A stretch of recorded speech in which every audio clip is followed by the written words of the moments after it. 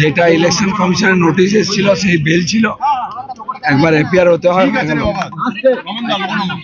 তৃণমূলের যে মহিলাদের অপমান করার শাস্তি এবার দিলীপ ঘোষ পাচ্ছে আপনাদের 4 তারিখের পর দেখা যাবে কে শাস্তি পাচ্ছে।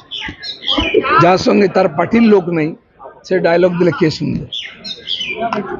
দুর্গাপুর মহকুমা আদালত কি নতুন সংযোজন হলো আপনার আবার একটা মামলা? না, আমি যেখানে যাই প্রথম মামলা দিয়ে ওয়েলকাম করে আমাকে। এখানে আসার সঙ্গে মামলা হয়েছে। আসলে আমার নামে মামলা করে অনেকে বিখ্যাত হতে চায়, আমাকে আবার কোর্ট যেতে হয়।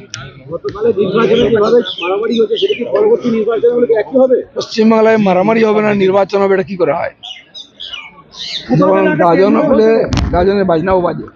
পশ্চিমবাংলায় নির্বাচন আর বাজনা গন্ডগোল দুটোই এক। নির্বাচন কমিশন কড়াকড়ি করছে।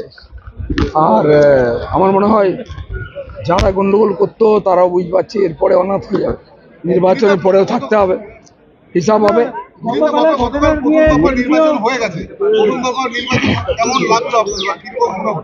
নির্বাচন শুরু হয়ে গেছে, বিজেপি জিতছে, এতে কোনো পরিবর্তন হবে না।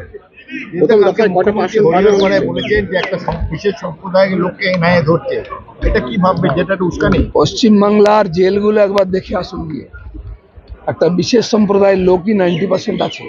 সেগুলোকে এনআইএ ধরেছে না সিবিআই ধরেছে?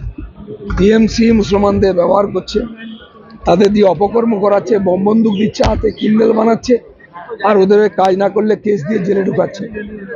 এদিকে যাও ওদিকে যাও, মুসলমানদের দুঃখের শেষ নেই।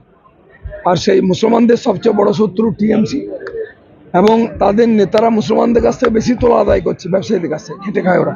তো মুসলমানরা বুঝতে পেরেছেন তার কিছু প্রতিফলন এবারে হবে ভোটে।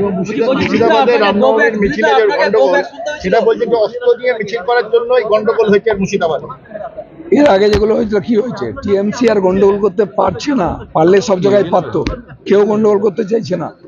টিএমসি এটাই কষ্ট।